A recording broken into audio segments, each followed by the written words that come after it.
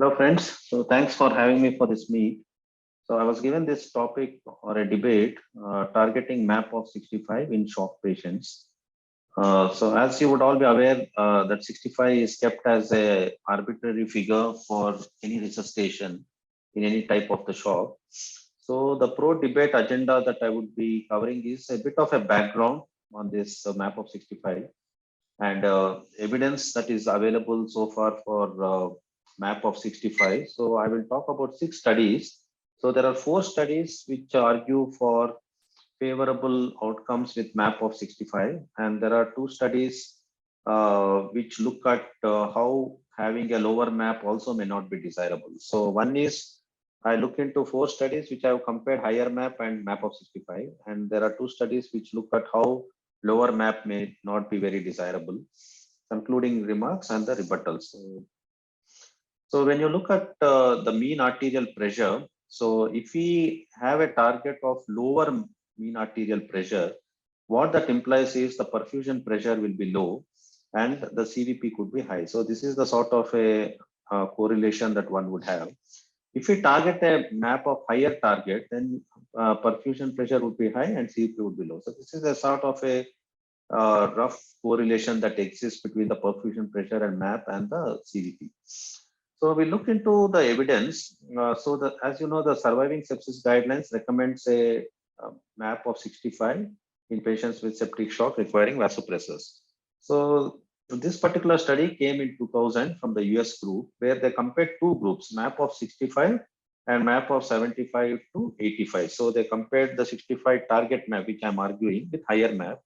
As you see in this, the cardiac index with 65 map was little low as compared to this. But when they look at the clinical endpoints, which is the urine output, lactate, oxygen delivery, and oxygen consumption, there was no difference between map of 65 and higher map.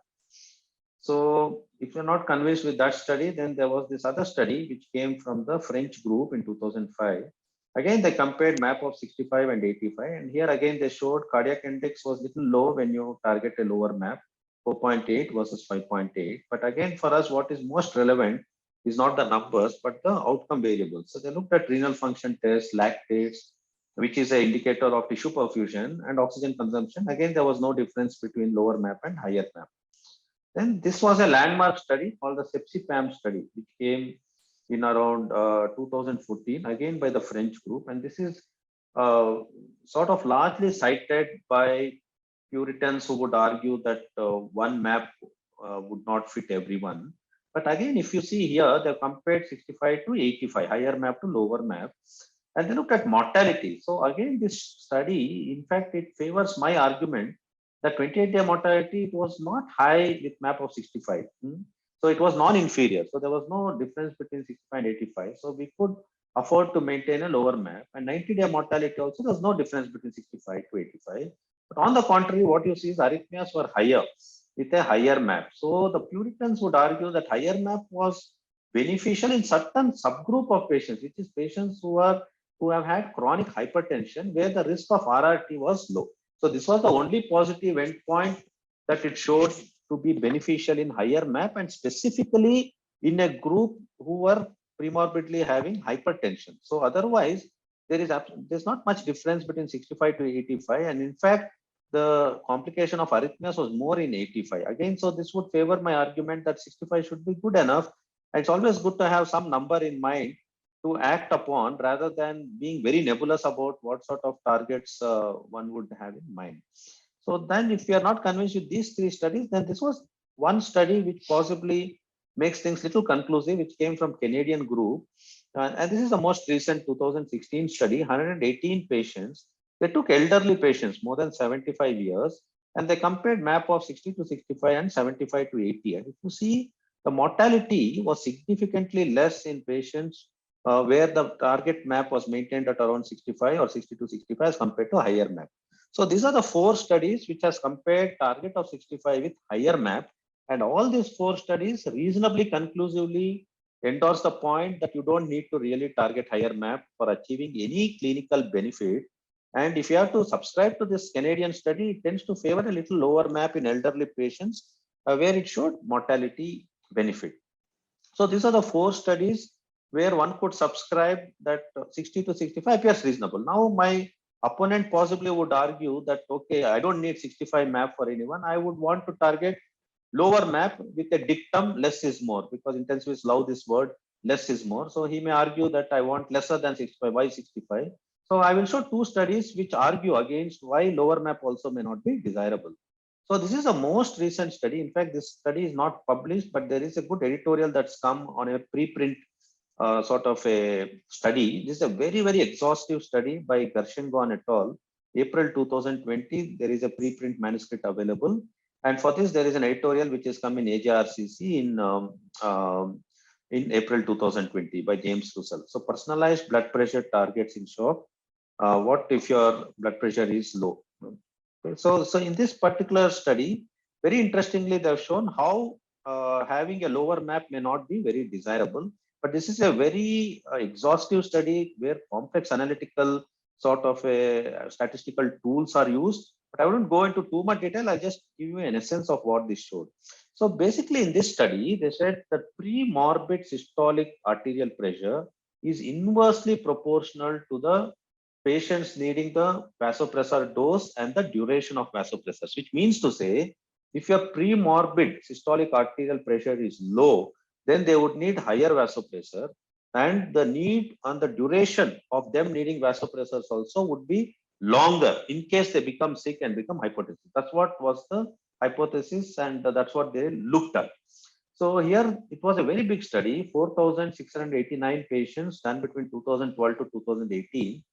So here, if you see, they're divided into three groups. So the first group was where pre-morbid systolic arterial pressure was less than 100. It was systolic arterial pressure, which will coincide with lesser MAP. And then the second group had a normal blood pressure with systolic of 139 and higher blood pressure where they had more than 140. Here, they looked at patients with a MAP needing vasopressors. They found that patients who needed vasopressors, the MAP was always found to be lower as compared to the normal, which means to say, with the same vasopressors, the MAP that could be achieved was all lower in patients who had premorbid blood pressure, which was lower. And again, they found that vasopressor need was higher in the patients premorbidly who had a lower MAP. So, which goes on to show that patients having low MAP, suppose my opponent would say, this patient had always had a low MAP, so I don't need a MAP of 65, which means they needed higher vasopressors and they needed vasopressors for a longer time, and possibly they had more organ dysfunction, although it was subgroup analysis, they did find that organ dysfunction also was higher in that group, which means to say that this is not something which would be desirable. So as you see in the subgroup, they found in the premorbid patients where patients had a lower MAP and you use vasopressors, and if my opponent subscribes, okay, lesser MAP is good enough, they had high mortality and they had increased ICU length of stay in this group of patients. And but there was no increase in the need for RRT and organ dysfunction. So this very exhaustive study very clearly indicates that less is more does not apply for blood pressure in this group, because premorbidly where they maintained lower MAP, with vasopressors you tend to target a little lower MAP. They had a higher ICU length of stay and higher mortality, which clearly indicates that we need to have some number, and that number is possibly 65 and more, because less than 65 is not found to be safe, at least in this particular study. And the study also re-emphasizes that when we look at MAP, we're all clinicians here, we don't look at only the number. Along with MAP, this editorial and these authors re-emphasize that we need to look most importantly at the peripheral perfusion, because the normal peripheral perfusion less than 2 seconds is normal, more than 4 seconds is abnormal, and if it is more than 5 seconds, it may have a good correlation with worsening organ function. So it is imperative that we don't look only at MAP. Along with it, we need to look at the end organ function, and peripheral perfusion is a good sign. And again, we need to look at the urine output. We need to look at the mentation, and we need to look at this lactate in concurrence with the MAP. I think that is the take-home message in this article, that we don't look only at MAP. Along with MAP, we need to integrate these clinical indicators to ascertain that we are achieving good tissue perfusion. So that was the essence of this study. And after this is a very important study which came in JAMA, again, which goes on to show Maintaining a lower map may not be desirable. Less is more does not apply to this. So if you look at the title, it's effect of individualized versus standard blood pressure as post-operative organ dysfunction amongst high-risk patients undergoing major surgery. This was a randomized controlled trial. So one would say, okay, I am targeting for the targeted blood pressure. It is not targeted. Here they did not allow patient to develop hypotension or lower MAP. So aim was to look at the high-risk patients undergoing surgery and they did that individual systolic blood pressure versus standard. Standard is where they allowed patients to have hypotensive only after certain degree of hypotension they acted. Okay, so looking at these patients whether they developed organ dysfunction, it was a multicentric stratified parallel group RCT. Sample size they had 268 patients. For to achieve 90% power, they had to look at absolute difference of 20% in primary outcome. So 9 hospitals, December 12 to August 2016. Inclusion criteria was age more than 50 years and patients who underwent surgery under general anesthesia, and the surgery should have lasted for 2 hours because they took only 6 patients undergoing major surgery. And ASA had to be more than or equal to 2, and all these patients were at a high risk of developing AKI. So 298 randomized, 149 in intervention, 149 in control group. This was the percentage receiving abdominal surgery. 84% of them had elective surgery. So intervention group. So here, so as you see, they made sure that the systolic blood pressure did not drop to less than 10% of reference value, and they used norepinephrine to make sure that hypotensive episodes did not happen. Again, the study reemphasizes that less is more does not apply. And control group, they allowed the blood pressure to come down to less than 80 and less than 40% of reference value, after which they used ephedrine to or ephedrine or norepinephrine as a rescue therapy.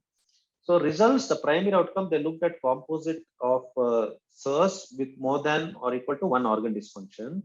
So if you look at that, they had 147 patients where they did not allow hypotension. They only allowed a margin of less than 10% of systolic blood pressure and they acted. Here you see the composite, the primary outcome, which is a composite of SIRS with more than or equal to 1 organ dysfunction, was significantly less. P was statistically significant, 38.1 as compared to 51.7% with absolute risk reduction of 14, and number needed to treat was 8. And they looked at renal dysfunction significantly less in the group where hypotension was not allowed as compared to the other group where possibly my opponent would do less is more and allow them to become hypotense. And that was also statistically significant. And altered sensorium also significantly, which is delirium or post-operative organ dysfunction was significantly less at 5.4 versus 15.9%. So this is the again the table showing the results. So the conclusions they made was treatment targeting individualized systolic. So here individualized systolic blood pressure is not customizing to the patient's need, making sure that patient does not develop hypotension, reduce the risk of post-operative dysfunction as compared to the standard therapy. So that would be my sort of a side of the study. So I will allow my opponent to talk about his side and then I will talk about the rebuttal. So thank you all. So the rebuttal from my end. So the question is, why do I follow a target map of 65? So by targeting, having one number as a target, so I would have some element of homogeneity of care and makes my actions more predictable. So if I do not have any number, then it's very hard for us to determine what sort of a number we should be looking at. At least there should be some reference point that would at least ensure there is homogenization of the care.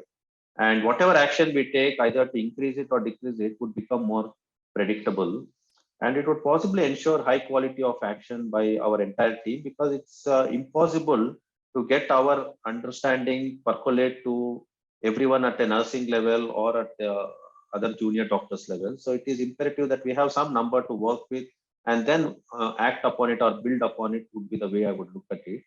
And most important thing is it will also help us in minimizing the potential harm, because if you do not have any number, then one may come and say, okay, he has a map of 50, so everything was fine, he was making urine. But on the contrary, then you may have realized that there may be other organ dysfunction or something sinister may have happened. So it is important that maybe at a very senior level, you could possibly work on individualizing the map, but for ensuring some standard of care, one needs to have a number in place which people could work on it as a reference. So that is very important. And by not following a target of in one number, it may result in a lot of confusion, lot of ambiguity in the team, lot of anxiety, apprehension, and a lot of conflicts and confusions can arise.